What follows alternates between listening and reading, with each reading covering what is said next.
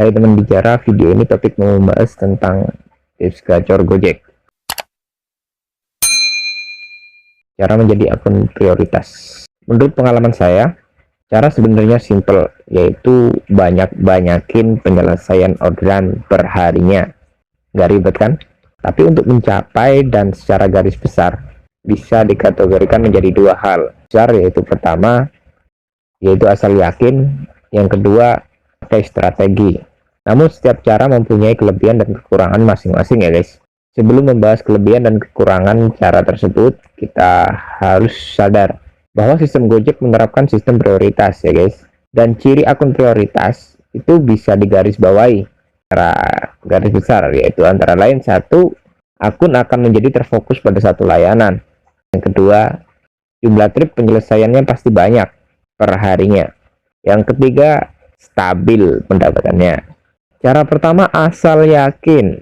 Tentu harus auto bid ya guys. Biasanya asal yakin itu ya yang penting on bid setiap hari, konsisten, auto bid, nggak usah mikir apa-apa, diikutin aja alurnya, diterima semua orderan yang masuk. Cara pertama ini benar-benar mengikuti alur ya guys ya, mengikuti alur sistem yang berlaku tanpa melawan sedikit pun. Cara pertama ini yang diterima orderannya campuran. Namun suatu saat jika akun sudah menjadi prioritas, maka bakal tetap fokus pada satu layanan.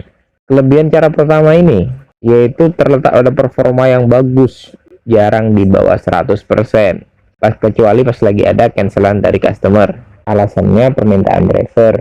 Kelebihan selain itu yaitu tidak mendapat peringatan mengabaikan orderan. Kemudian yang ketiga, lebih mudah mencapai tingkat platinum jika orderan sudah lancar. Kalau nggak lancar ya susah juga.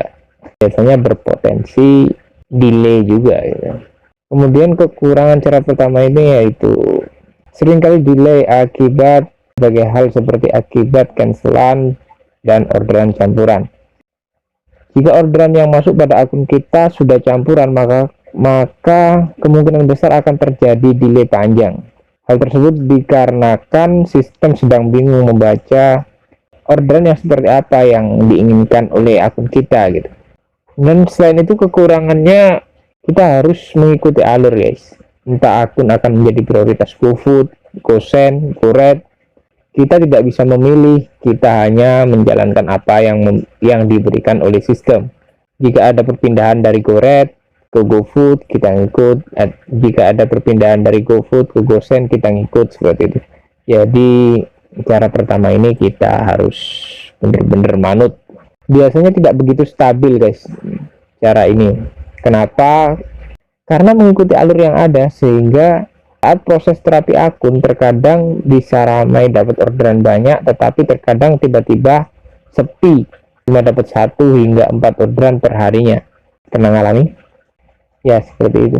Jika kalian sudah melakukan cara pertama dan kalian sudah melakukannya selama 3-5 bulan dan tidak ada perubahan pada akun kalian, saya sarankan coba untuk cara yang kedua.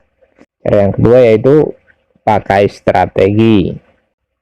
Biasanya yang dipakai strategi ini mereka driver-driver yang suka coba-coba, seperti fokus pada satu layanan sehingga layanan yang lain diabaikan. Berani nggak? Dicoba dulu. Kelebihan cara yang kedua ini yaitu memakai strategi, yaitu sistem bakal tidak bingung untuk membaca kemungkinan kita mau menjadi akun prioritas layanan apa, karena kita dari awal akun kita dipaksa untuk fokus satu layanan. Jadi kita memutuskan untuk menjadi satu layanan. Mau layanan apa yang kita pilih, yang kita sukai, itu yang kita ambil. Selain itu kita lepas. Kemudian kelebihan yang kedua, kemungkinan karena akun terfokus pada satu layanan, maka delay panjang akan dirasakan ketika awal-awal terapi akun. Namun akan lebih cepat terbentuk menjadi prioritas. Kenapa? Karena setelah performa benar-benar ambruk dan bangkit dengan satu layanan, sistem akan mudah untuk membaca bagaimana akun kita hanya mau satu layanan tersebut. Delay tetap ada, tetapi nanti bakal berkurang sedikit demi sedikit. Kemudian lama-lama tidak ada delay sama sekali.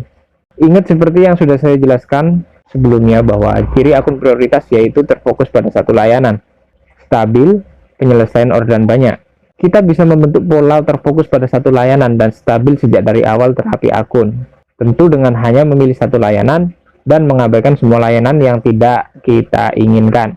Sedangkan pembentukan pola stabil bisa dibiasakan dengan main rapi guys, yaitu dengan memperhatikan day to day-nya, hari per harinya.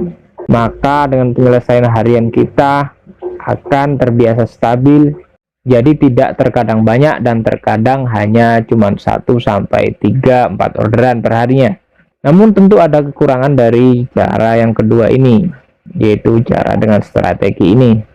Pertama, kekurangannya yaitu jelas performa bakal hancur, tidak pernah utuh 100%, karena pilih-pilih orderan dengan difokuskan satu layanan.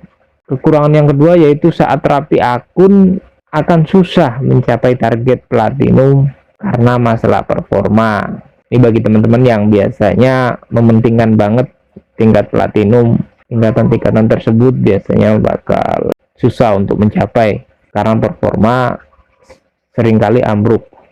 Kekurangan yang ketiga yaitu setiap hari mendapat peringatan mengabaikan orderan. Sekarang Gojek mulai bulan ini ya, mulai bulan kemarin sih ya, mulai bulan kemarin setiap kali mengabaikan orderan meskipun hanya satu kali sudah mendapat peringatan.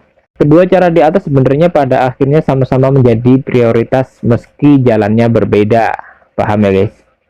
Yang jelas kita harus konsisten. Jika mau pilih-pilih orderan, maka sejak dari awal putuskan untuk memilih satu layanan.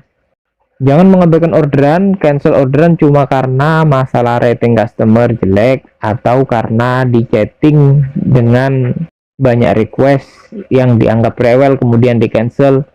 Itu jangan guys.